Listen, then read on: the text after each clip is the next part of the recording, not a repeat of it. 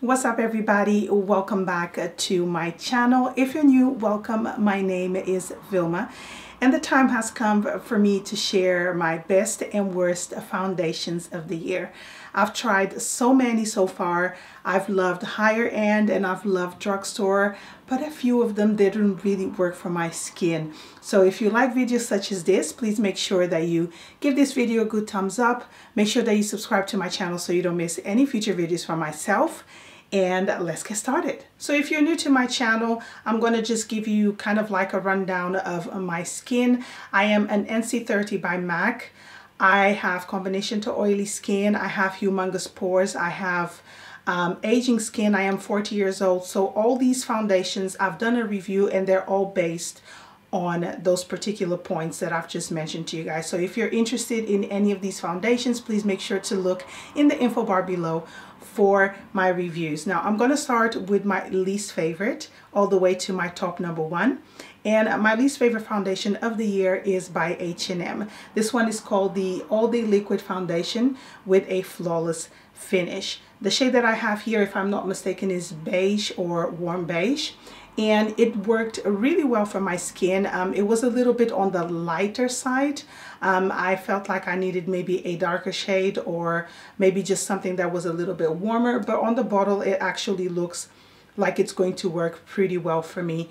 Now this foundation is super matte. It's supposed to give you a flawless finish and to stay all day on your skin, and I just felt like it didn't work all that well for me. Number one, yes, it's very matte, but it's a little bit too matte for my liking. It didn't last the entire day. I looked pretty shiny by the 5th or 6th hour, and it enhanced all my flaws. It's not one of those foundations that kind of like blurs imperfections. Without a primer or with a primer, this foundation just doesn't sit on my skin very well. I could actually see it from far away, just kind of like saying, obviously I wouldn't, but I'm just saying like somebody would probably look at you and go like, dang, she's wearing a lot of makeup. And that's how this foundation looks. It just looks really cakey. My next least favorite is the Bare Minerals Complexion Rescue. I have this in shade Ginger, and I really wanted to love this product.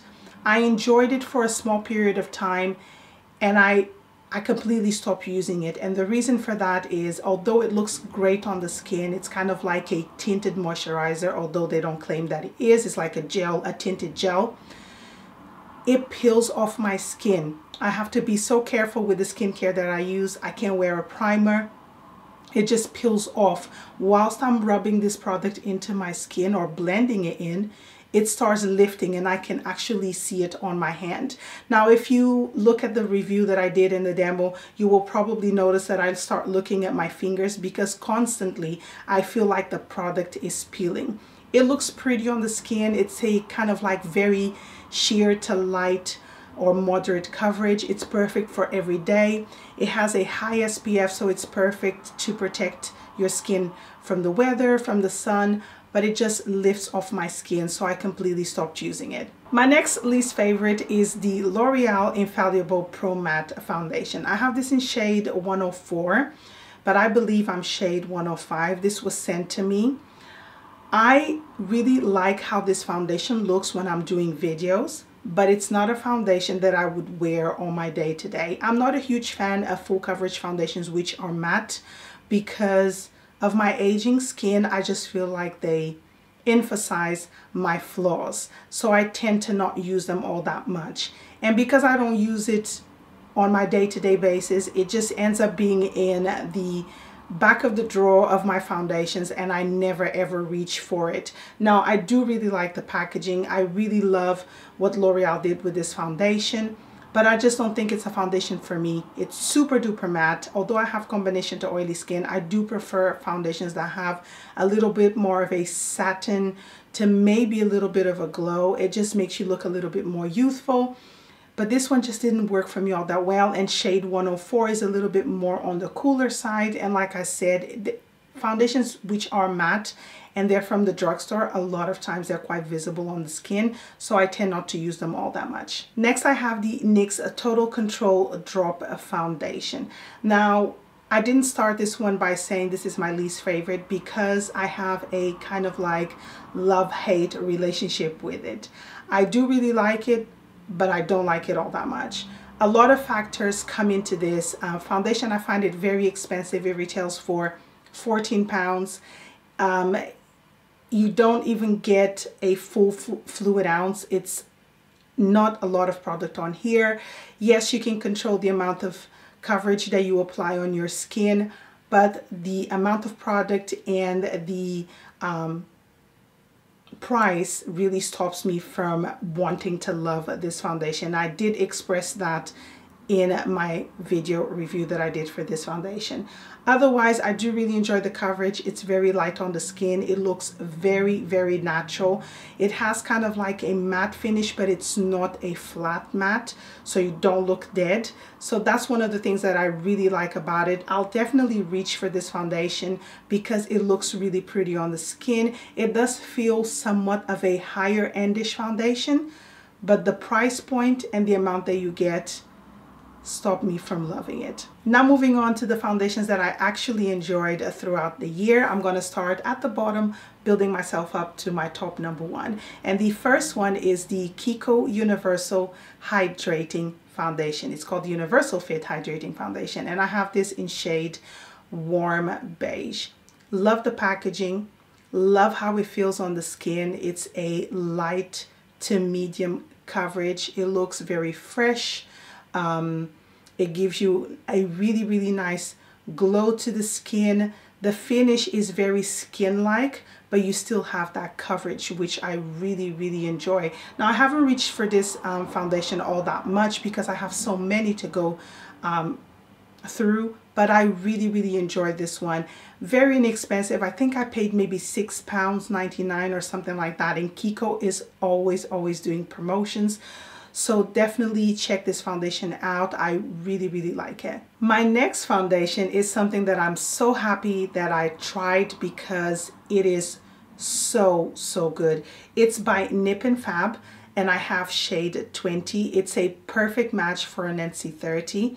I love the squeezy bottle. It reminds me of the MAC Face and Body. It's perfect for travel. It's so small. It retails for £12.99. And it comes with 30 ml of product. Now, this foundation, if I tell you guys that the coverage is amazing, doesn't look cakey, that a little goes a long way, so you really don't need to apply all that much. You can, if this had a pump and you you pump out a full pump, you would not need that full pump to cover your face, because this foundation is, the pigment in it is amazing for the price point. It does feel like a higher end foundation. I am so happy that I discovered this line because I just love it. I have palettes, I have other things. I've done a review, so just check that video in the info bar below. It's definitely a beautiful foundation, and I would highly recommend. My most recent foundation, and I'm actually wearing right now, and I needed to include this foundation in this video, is by Maybelline, and it's called the Superstay 24-Hour Full Coverage Foundation. I love this. Love how it looks. I love wearing this now for my videos because it makes me look flawless. The coverage is amazing, but it also blurs imperfections. It just looks so good. It lasts the entire day. I don't know about 24 hours because I don't wear makeup for that long, but I did mention in my video review, if this shade was a perfect match for me, I would probably wear it sometimes to go to work. If I was going out after work like I am tomorrow, I will probably wear this. I'll just tone down the coverage a little bit. It just looks so good, and because it lasts the entire day, it's like the perfect foundation to go out. It doesn't have any flashback. I just love it so much. Highly recommend, and I believe it cost me £9.99, so it's definitely not expensive. Next, I have the Clinique Even Better Glow. I have this in shade 12. This foundation is so pretty on the skin. I feel like it's a perfect everyday foundation. It gives you a nice glow. It lasts pretty much the entire day. I would say at least 9 hours on my skin. It starts fading a little bit. It doesn't look as perfect as it does in the morning, but it still makes me look put together. It's very pretty. Shade 12 actually matches me pretty well. I love it. I just love the coverage, how it feels on the skin. It's very light. It does have a little bit of flashback, so if you want a foundation like this to like go to parties and stuff like that, I would definitely not recommend, because you will get some flashback.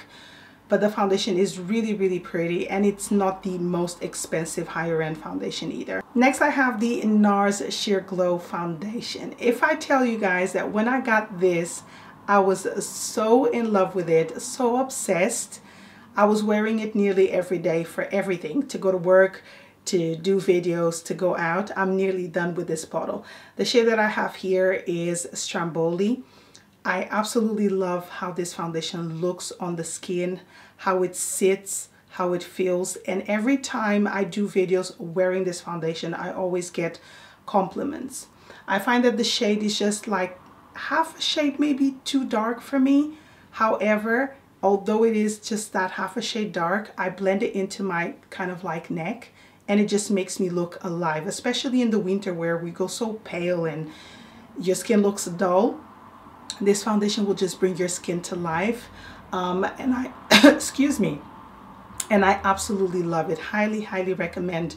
I think it costs around 29 to 31 pounds. It's a higher end foundation, but it's definitely worth the money. And my last foundation is definitely a holy grail foundation. I love it, and I just wish that they had a lot more shades so I could recommend for everyone. And the foundation that I want to talk about is the Perfection Lumiere Velvet by Chanel. I love how this foundation looks on me, how it sits on my skin. It's so perfect. The shade that I have is 30.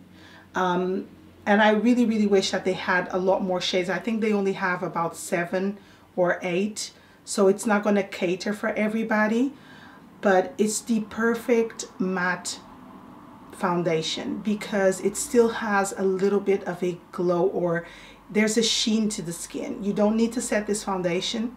Just wear a really good primer. Actually, skip the primer, because I actually don't wear a primer with this foundation. I just feel like it sits so beautifully on the skin. It just blurs out the imperfections. I have really large pores on the tops of my cheeks, and I hate when foundations emphasize that. This one doesn't do that whatsoever. It just sits on the skin so beautifully. It's the most expensive foundation I have ever bought. If it doesn't cost 40 pounds, it costs nearly 40 pounds. So it's very, very expensive. But I love the packaging. It's so chic. Instead of being just a squeezy tube, it just looks very sleek. It's just amazing. I love it. It has SPF 15. It doesn't really have that much of a flashback, but for an everyday foundation, I think this one is perfect. It's a holy grail of mine. So that is it for my best and worst foundations of 2017. I do hope that you guys found this video helpful. Let me know in the comments below if you've tried any of these foundations and what do you think about them. Please make sure that you subscribe to my channel so you don't miss any future videos for myself. Thank you so much for joining me, and I'll see you on my next one. Bye.